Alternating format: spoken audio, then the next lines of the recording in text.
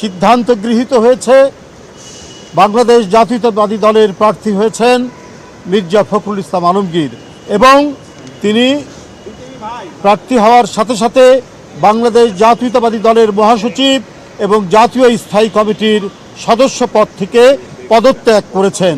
এই বিষয়টি আপনাদের সামনে আমরা সারা জাতিকে অবহিত করলাম। আপনাদের সকলকে ধন্যবাদ।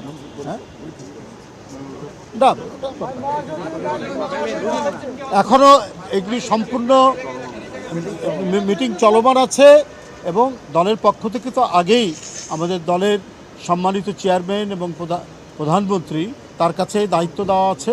তিনি যে প্রক্রিয়ায় যেভাবেই হোক তিনি সেই নিয়ে মতামত নিয়ে তিনি সেটা জানাবেন, সেটা আপনারা পরে জানতে পারবেন।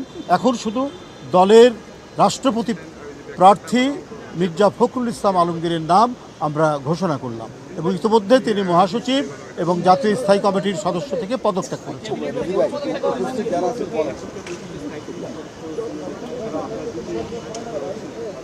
না আমরা আমি বলি শোনেন, আমি বলি আপনার এখানে ছিলেন জাতীয় স্থায়ী কমিটির সদস্যবৃন্দ, চিফ হুইপ এবং সকল হুইপ এবং দলের সকল যুগ্ম মহাসচিববৃন্দ উপস্থিত ছিলেন। আর কেউ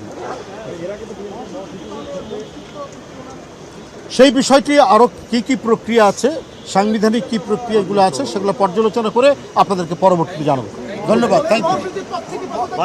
হ্যাঁ করেছেন, বললাম তো, আমি দুইবার বলেছি মহাসচিব এবং জাতীয় স্থায়ী কমিটির সদস্য এই দুইটা থেকে ইতিমধ্যেই তিনি পদত্যাগ করেছেন এবং দলের প্রার্থী হয়েছেন মির্জা ফখরুল ইসলাম আলমগীর।